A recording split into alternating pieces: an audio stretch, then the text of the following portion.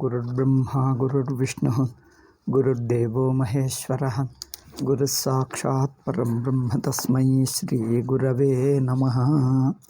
Okay.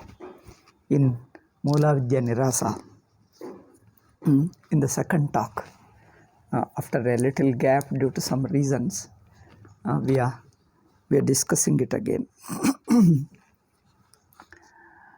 In the first beginning, Prakriya Suchanam, Vedanta Prakriya Suchanam, we have discussed what is the teaching method of Vedanta. The Prakriya or a method of teaching is not only a method of teaching which Guru adopts, it is a method of inquiry which a jignasu, which a seeker of truth uses. So it is not only a method of teaching, it is a method of inquiry also. So Vidyarthi, the seeker of a truth, himself uses that method. So this method has been briefly suggested in this first paragraph. So the summary of it, I just say briefly.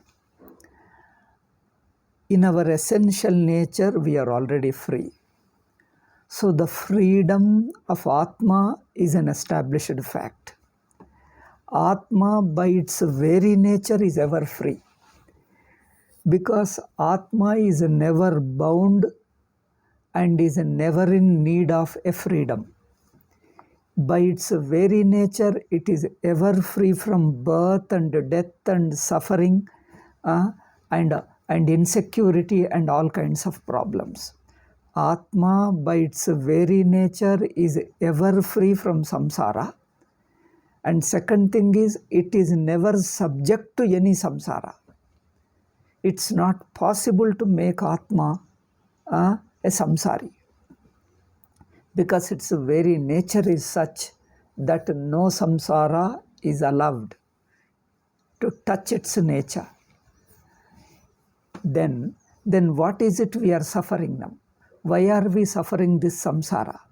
We are suffering due to ignorance, not due to any real factor, not due to any real samsara, but only due to not knowing that Atma is untouched by samsara. See, the Vedanta Prakriya, the method of teaching, follows the essential point of Vedanta. The essential point of Vedanta is Atma is free by its nature. You feel bound because you feel bound, that's all. You think you are bound because you think you are bound. It is only a thinking, a wrong thinking. Therefore, all that one needs is to correct the thinking. Correct the thinking because the thinking is a wrong thinking, which is not true to your real nature. So the wrong thinking can be corrected by looking at yourself rightly. You look at yourself in a right way, in a right perspective. Take a right perspective. The wrong perspective is understood as wrong. That's all. It is a changing your perspective is called understanding the truth. Therefore, samsara is due to misunderstanding. Misunderstanding is not again, doesn't exist in Atma. It is taking a wrong perspective is misunderstanding. You are taking a wrong perspective. Correct the perspective, you are free. You understand that you are already free. Nothing needs to be done. Now, the Vedantic teaching starts with this. First, it tells that it is only a wrong perspective. There is nothing really wrong with Atma. There is nothing really wrong with Atma. It is a wrong perspective. Even this is avidya. This is called avidya. Even this is prakriya. That there is an avidya and it needs to be corrected by knowledge. This is a prakriya. And the knowledge arises only as a result of self-enquiry. Self-enquiry means self-watching, self-observation or self-examination. So you examine yourself, by examining you correct your perspective about yourself. When you correct your perspective, that's all, problem is solved. So ajnanam is wrong perspective. Correcting your ajnanam is right perspective. Jnanam is right perspective. And right perspective arises, wrong perspective is dropped by self-examination. That is vichara. Then how to do vichara? So that whole process is prakriya. So in this first paragraph, which we have discussed quickly in our last talk, it says how to examine ourselves. We have to examine not a partial self, we have to examine our entire experience, entire field of experience, our entire field of experience, because the problem means the wrong perspective pertains to our entire life. That means our entire experience, entire field of experience, there is a misunderstanding. So this misunderstanding is in our experience alone. So experience is there, but regarding that experience, there is a misunderstanding. So you pay attention to that experience. Not within the experience, there are different levels of our looking at life. So we have to take the entire life into consideration.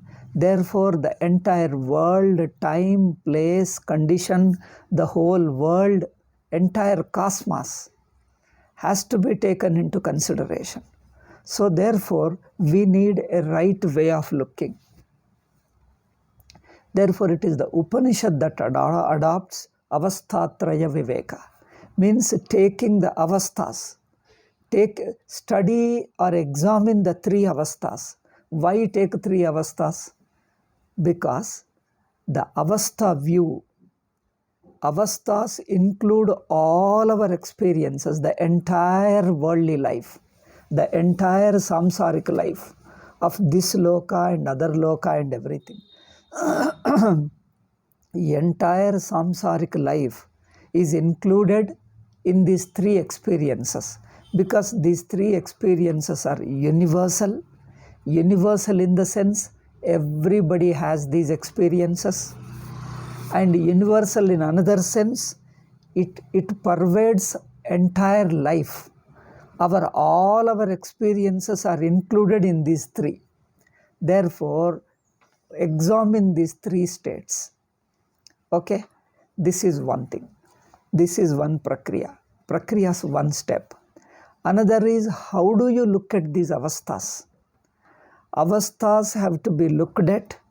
This is where again you have to learn a second step of the prakriya. How do you look at the avasthas? In fact, this is where the whole discussion is about Mulavidya Nirasa. So there are three ways of looking at avasthas. One is a common man's way. Second is Mulavidyavadis, or the Vyakhyanakaras, we call them, post-Shankarites. That is a post-Shankarite, we can't say, because Sureshwara is also post-Shankarite, but Sureshwara follows Shankara's prakriya. We can only say Vyakhyanakaras, except Sureshwaracharya. That way Sachidananda Swamiji is also Vyakhyanakara only, commentator. Sachidanandendra Swamiji is also commentator. Therefore, leaving Sureshwara and Sachidanandendra Swamiji, other commentators we have to say. Okay, so Vyakhyanakaras have a certain way of looking at the avasthas. They take a certain stand, certain way of looking. One is a common man's view. Second is the Vyakhyanakaras view. Third is the Shankaras or Sachidanandendra Swamiji's view. There are three ways of looking at avasthas. Three ways of understanding the perspective, the present perspective of samsara, and how to examine and how to correct our perspective. So in these things, in correcting our samsara, correcting our ajnana and understanding the truth, there are three ways of looking. So here Swamiji in this entire book takes these three views into consideration. This whole book is dedicated to these three alone.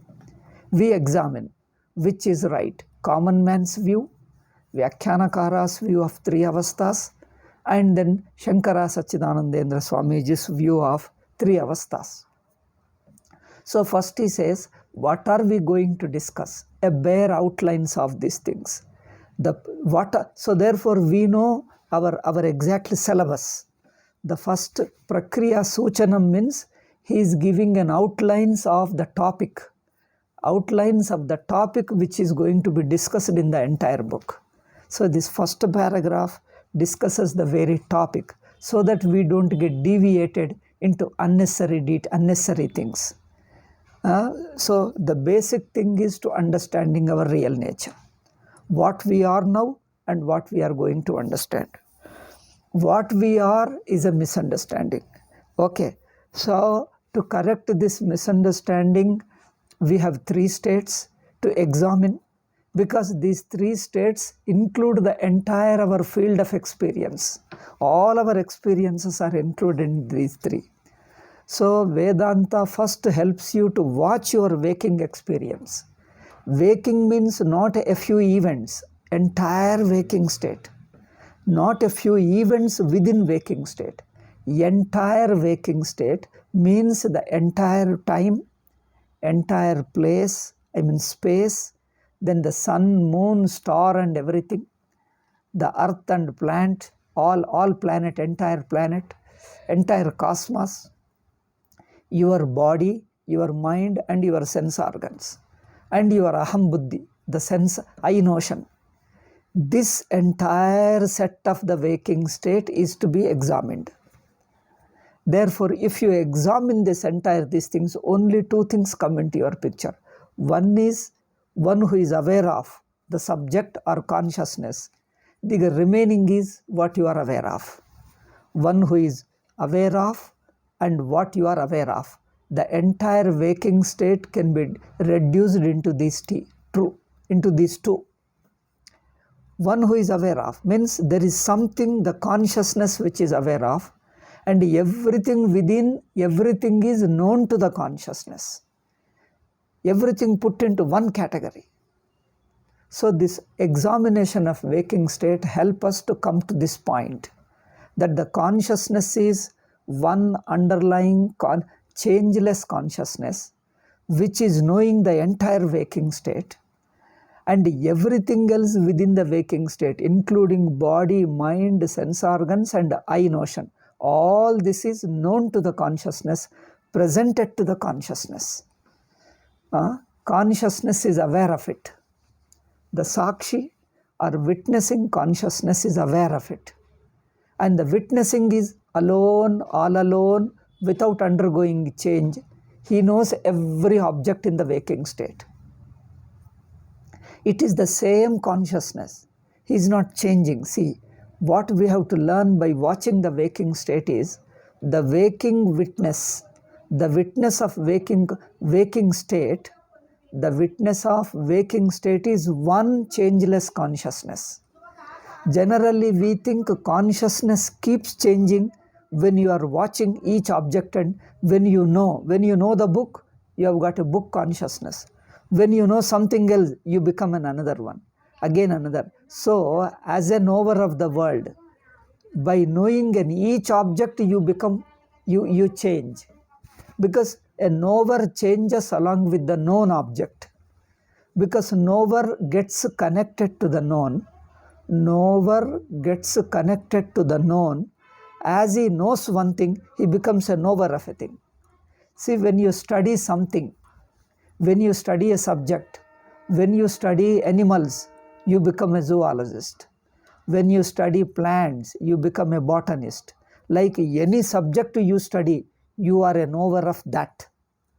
Okay, the knower is qualified by the knowledge which you know. Okay, the knower is qualified by the knowledge he knows, because he is connected to that knowledge. So this is worldly knowledge. But in Vedanta, the knower is not connected to what he knows, he simply barely knows. Okay? So what is known doesn't qualify him. What is known to him doesn't qualify. So by observing, by examining the waking state, you come to understand this, that the waking consciousness, the wakeful consciousness is a witnessing consciousness. It doesn't change with each waking object. So in the waking state, there are two levels of knowing the waking state. Two levels of knowership. You as a knower of the waking world and one is the wakeful consciousness which knows the waking as a state. See, I repeat this. Knower of the waking objects in the waking world. One is knower of the waking objects within the waking world. Another is wakeful consciousness which knows the waking as a state. Okay? Waking as a state, not as the object, not the content of the waking state, but waking as a state. Okay? So, two levels of knowing. One is as a knower of each object, various objects. When you know the object, you become the knower of that particular knowledge. You become a knower of that particular knowledge, therefore you get connected to that knowledge. This is one knower. Another level of knowing is you are a bare knowledge, bare consciousness. You are just a consciousness aware of the wakefulness. In fact, the wakefulness itself is a waking consciousness. The waking consciousness which is in the waking state, which is aware of the state as a waking, it is not connected. It is not connected to the individual objects within the waking state. It is aware of the waking state. Waking as a state, it is aware of. Therefore, the wakeful consciousness, which is aware of the waking as a state as a whole, waking state as a whole is called waking witness. I hope you understood the difference, the subtle difference between waking witness and waking knower. Waking knower, waking jnata, waking pramata is connected to the individual objects, detailed objects. Okay?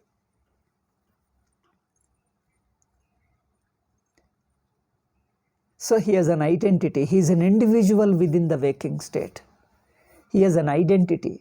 He is an individual within the waking state. But the waking witness of the waking state, or the wakeful consciousness, wakeful consciousness, that is the witness of the entire waking state, is universal. He is not connected to any individual object. He is connected to the waking as a state as a whole state, in one sweep. He knows the waking state in one sweep. In one sweep, when he knows, he doesn't go into details, he knows in general. What is that general knowing? The very knowing is general knowing. Knowing means very consciousness. Consciousness is general knowing. So you are not paying attention to individual objects, you are only paying attention to the very consciousness. Okay? The wakeful consciousness. This wakeful consciousness is not undergoing change, because change with each object is just a uniformly same witness. But as a knower, you get connected to each object influences you, you become qualified by the object you know, you slightly get modified. You are a knower, but not a same knower. Knower of a book, knower of a house, knower of many things. Knower of each thing, you are a something specific knower. And knower of another thing, you become a specific knower of a specific thing. So you become a specified knower. Okay? A special knower. You become a knower of a specific object, you become a special knower. The special knower is knower. But the witnessing is not a special knower. Witnessing is a general consciousness of the entire state. Okay, I hope you understood the difference. So, next point, it helps you to how to examine the waking state. This common man doesn't know. Okay? Only Shruti has to teach us, Vedanta has to tell us to observe in this way, examine this way. Second step is that witnessing consciousness. What happens to the witnessing consciousness when you are experiencing or when you are witnessing the dream? Is the waking experiencer of waking state and experiences are of dream state? Are they two different experiencers, or is he one experience, one experiencer? Okay, experiences are different. Waking experience, dream experience. Experiences are two, but is the experiencer one? Experiencer of these two one or this different? If he is one, next question, if he is one, is he changing? Means while experiencing waking he is of one nature, when you experiencing dream you become somebody else, means slightly modified. Do you get modified or you remain changeless? You remain changeless. These two questions we have to examine. So Shastra says the waking experiencer is not the same of the dream experience, because experiencer is identified with the experience. Waking experiencer identifies with the waking experience, therefore he remains with the waking alone.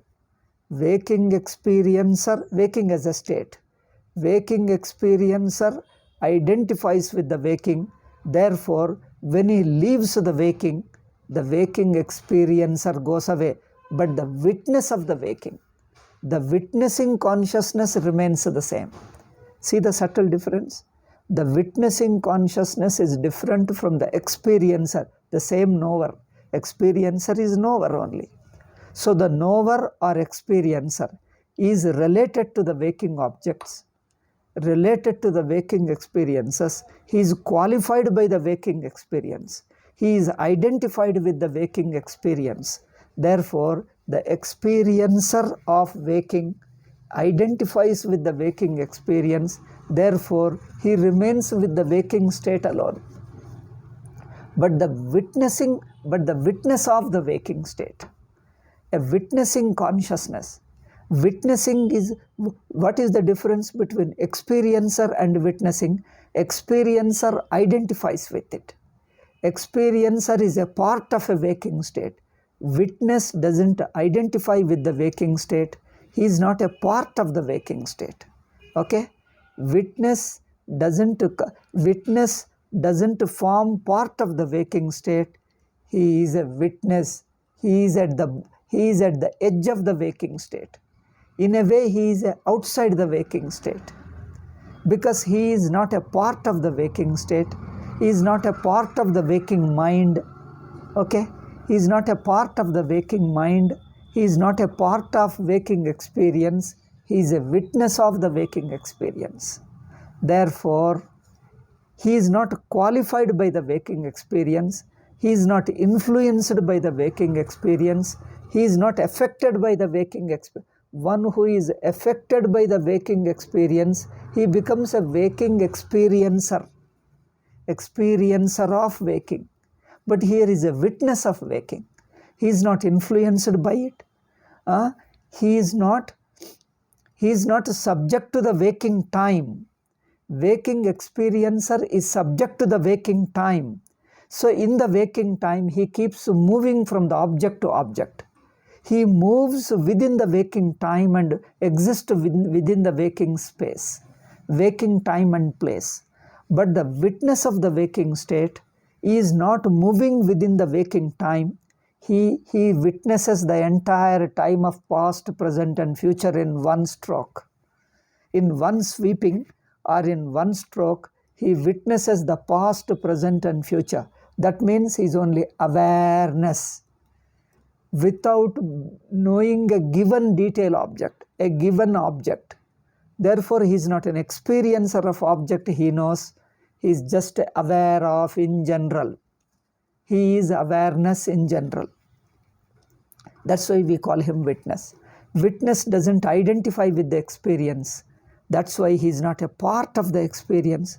He's not a part of the state. He's a witness of the state. See the difference. He is not a part of the state because he doesn't identify with the experiences of the state. So he is not experiencer of the waking experiences. He is not identified with the waking experiences. He de-identifies. He detaches. He detaches himself from the experiences. He remains a witness of the waking experience. Now the next question, how is this waking a witness related to the dream experience? There in the dream experiencer also is bound to the dream experience, identifies with the dream experience.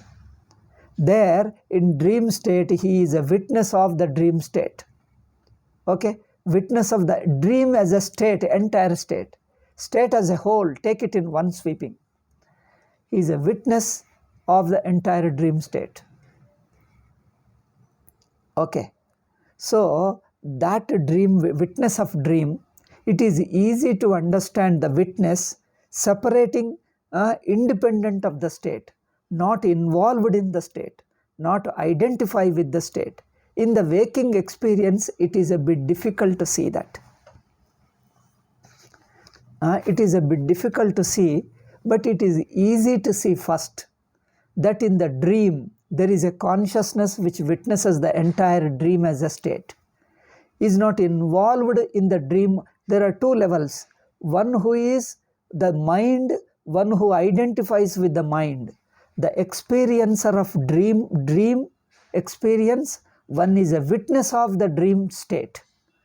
Experiencer of dream experience, another is a witness of a dream state. See the subtle difference. Experiencer of dream experience is a part of the dream state. He undergoes the dream experiences of pain and pleasure and suffering, good and bad and emotional states, all that, insecurity, fear, pleasure, pain, all that of dream state. But the witness is a one who is not identified with the emotional state of dream, the objects of the dream, nor identifies with the body of dream. He is a witness of the dream state. Therefore, it is easier, comparatively easier, to discover that you are the witnessing consciousness of the entire dream. And the dream itself is only a presentation of mind. All that is only a thought. The entire dream state is only a projection of mind or imagination of mind. So the dream as a world doesn't exist. It is only an imagination. And the consciousness which knows the dream state is not an experiencer identified with it, but it is only a witness of it. It is easier to examine and distinguish the dreaming witness from the dream state. Two things here you understand. Dream is not a world, but it is only a state. It is only an experience. Dream is not a world, it is only an experience. It is only a state. It is only a thought. Okay? Dream is not a world. World means not a substantial object. Dream is not an object, but dream is only a state, an experience, or a thought. And the witness of the dreaming state is not involved in the dream state, is not involved in the dream objects. He doesn't identify with the dream experiences, so he remains untouched, uninvolved, detached, knower, detached consciousness, a witness. That's why we call him the very consciousness, identified consciousness, detached consciousness. Identified consciousness is an experiencer. Detached consciousness is a witness. Okay, so it is easier to distinguish in the dream state the Sakshi and dream as a state, as a thought, but not an object. Okay, if you discover these two, understand these two, then next step, understanding the waking state becomes easier. Then compare, waking state is exactly similar with dream state. This is the third step. First step is watch the waking state. Second step is examine the dream state. Third step is compare these two and see that waking and dream are just similar in all respects. That means when you say the similar in all respect, what? Waking is also a state but not a world. Waking is not world, it is just a state. State means it is only a thought. It is only a thought, there is no object. Even the time, space, objects, everything are nothing but waking as a state. And a dream is of course a state. Then what about the witness of the dream and witness of waking? So are there two witnesses? No, it is the same witness. You can't say two, because waking as a state, dream as a state, two states are known to one consciousness. Therefore, the consciousness is one, the witness is one. The witness is one, but both the states are, and this witness is not a, earlier we have seen witness of a dream, witness of a waking separately. Now at the third step, it is the same witness witnessing both the states. Both the states simultaneously. How does he witness both the states? Does he witness one after the other? First waking and next dream, and then next waking, then next dream. Does he witness the dream state and waking state one after the other? Or does he witness simultaneously?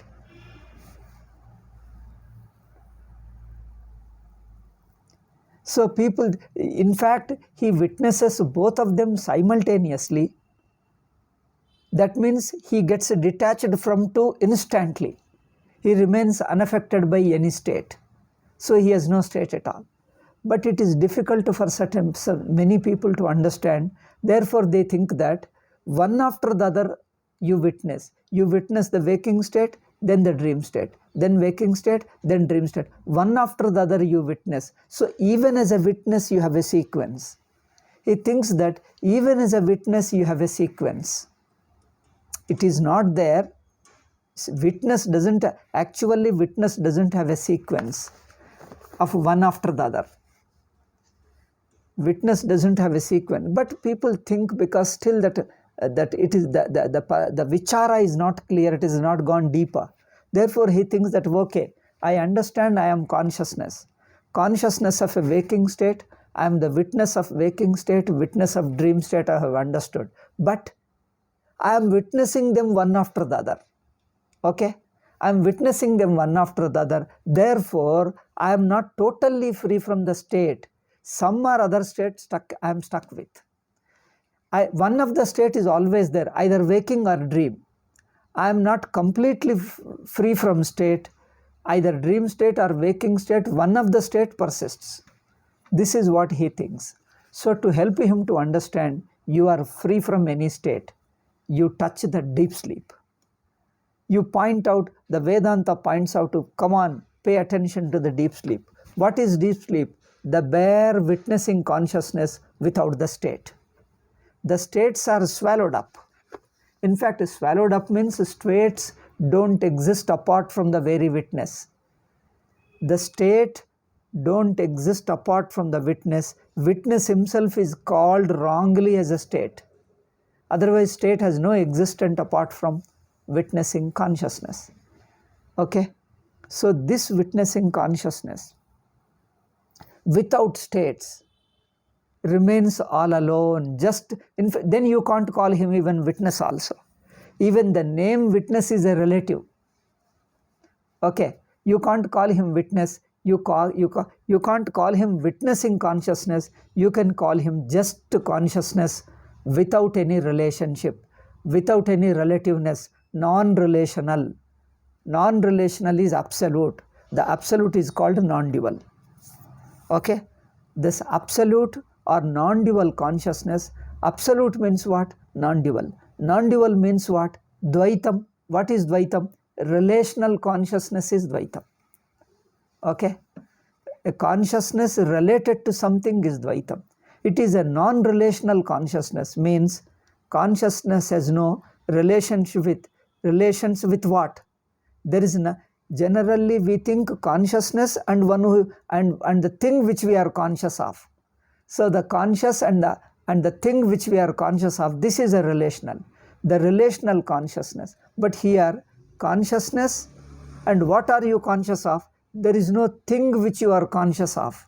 There is no thought, there is no idea which you are conscious of. The idea, the thought also is understood as part of the consciousness alone. The wave is also water alone, therefore you can't say wave and water as two.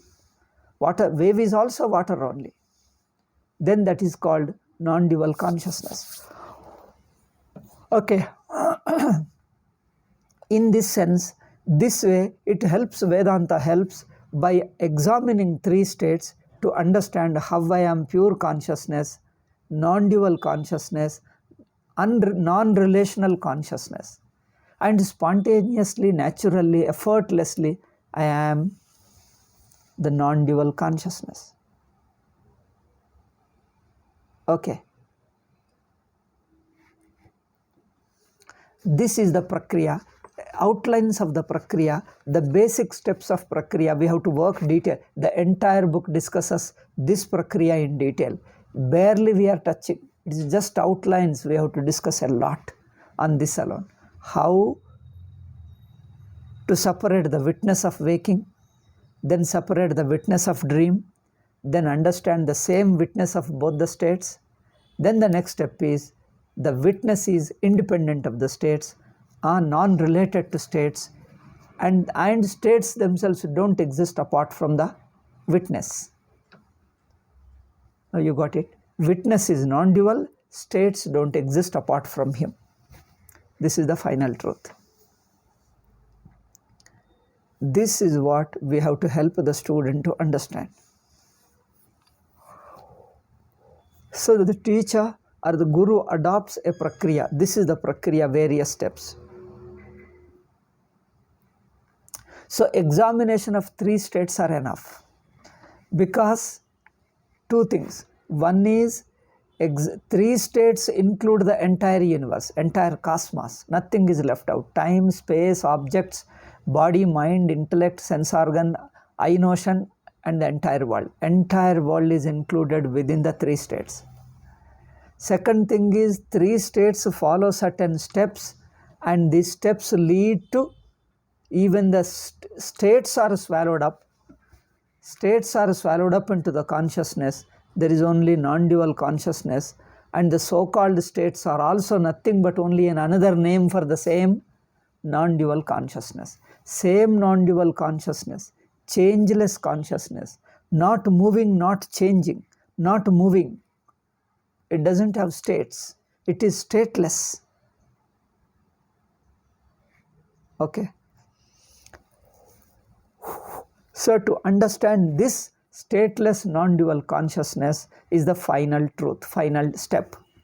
So three states, first you have to take the three states. Second is examine them in such a way that all the state, first the world is reduced to state and state is reduced to consciousness, changeless consciousness. That means there is numberless consciousness. In states what happens? One excludes the other, two different parts. One excludes the other, and one is related to other through time. Through time means one after the other. When there are two, they are related to each other either through time or through space. How are they related through time? In the form of a sequence. One after the other, if you say, if you put a sequence to it, that means waking and dream are subject to time, because they are coming within time. Then only the sequence is possible.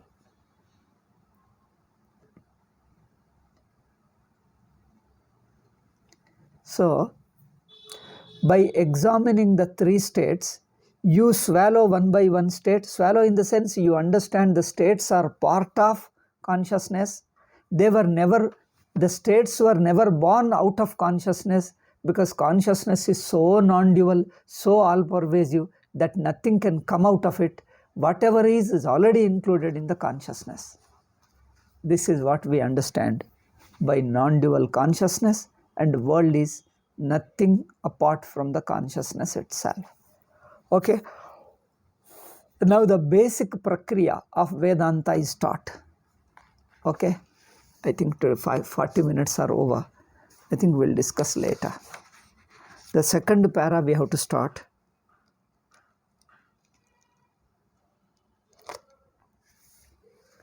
This is the basic Vedanta prakriya.